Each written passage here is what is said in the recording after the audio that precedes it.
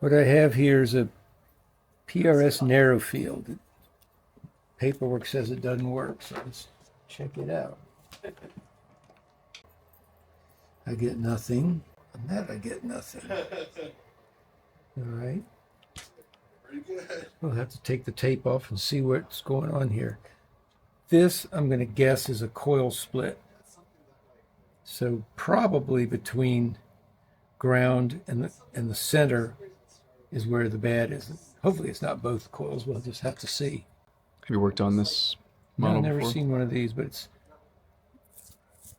narrow field means it's picking up about that much of the string instead of like a humbucker, that much. So it'll have a little more single coil, a little more accuracy.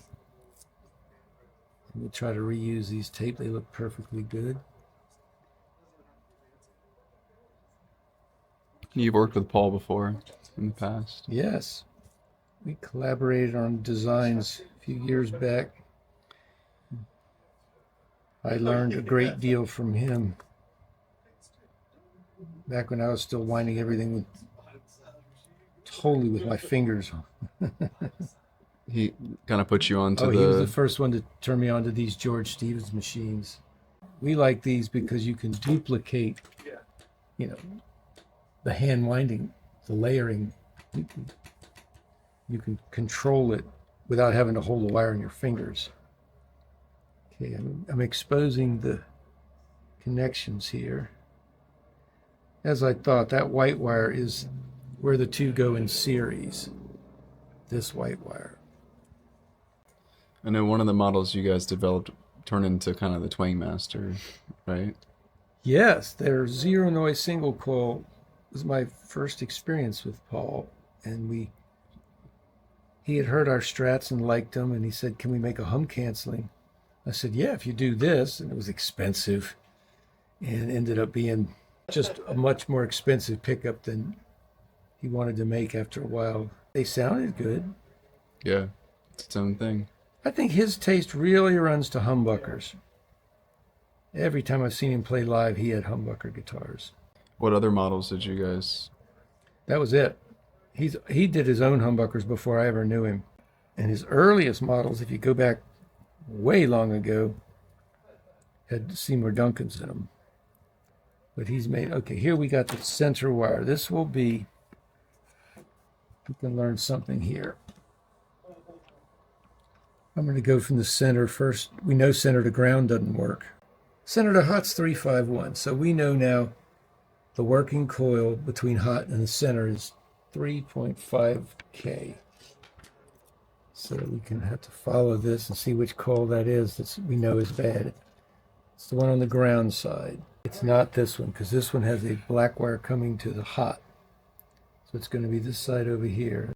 Well, the first thing I'm going to do is separate them so I can get that coil. North coil's on the right, black coil south. So it's kind of like a mini humbucker. Oh yeah, in a lot of ways. It's wider and maybe even closer together. Yeah, It's wound probably even cleaner. the coils are taller. Well, they're going too. to be right at 7K. That's similar to a mini humbucker. Yeah, they're pretty tall coils, almost That would change things too, clean it Yeah. up. lower inductance. Okay, that's our center wire. We'll put that back in the box. Get these two apart. What I haven't seen yet is where is the ground wire coming out of this coil. See, this one we've got one going to hot from right there. Where is our ground wire coming out of this coil? Yes, it's going to here. This wire is our ground going to here. So it's definitely not just broken off.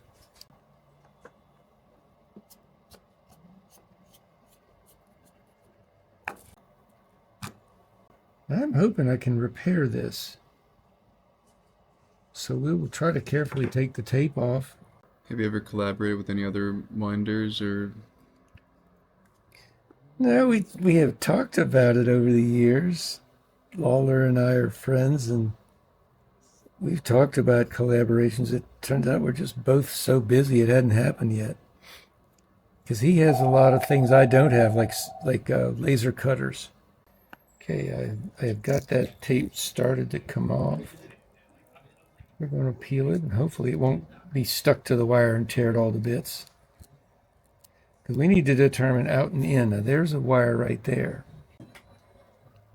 Using form bar. Looks like it. Now this hopefully will stop right here. It's about to end. Mm-hmm. We don't want to break that wire. Good, it's still there. It doesn't look like it goes all the way to here. I see it, but it's interrupted, so that could be our problem. But there's one more piece of tape over this whole thing, so I'm going to try to get it up.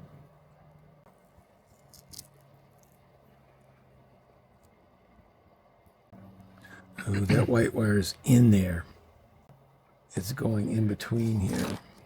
At least maybe we can tell something by the black wire, because that seems to be still coming from the coil. I'm going to resolder this because it's the one wire I can work with. Okay, I've put a few more wraps on that. I'm going to resolder it because I see that not all of it is, covered with solder on this wire.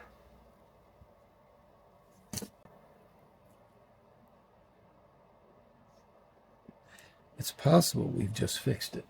The white one's going to be more difficult. It's in between two layers of tape right now. It makes it a lot harder to try to peel. We got it fixed. Nice. So we do not have to rewind this. Nor do I have to worry about which is in and out. We know how it hooks up. So I'm going to put this back down. This back over it. We'll put this back on it too.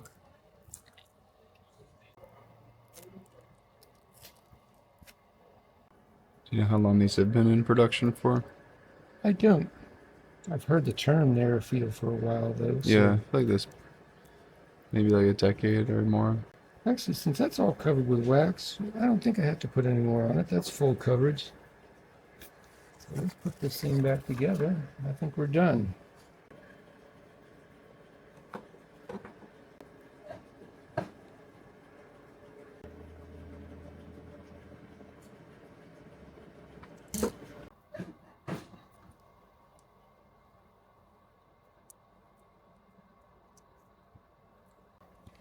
That's our wire.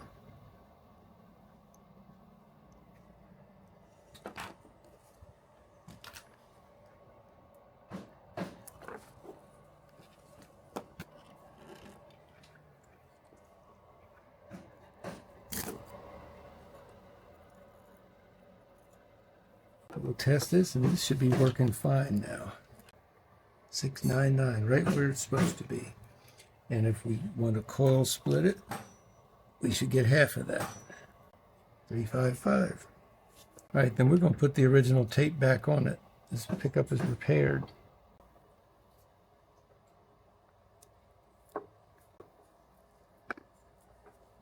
Brand new.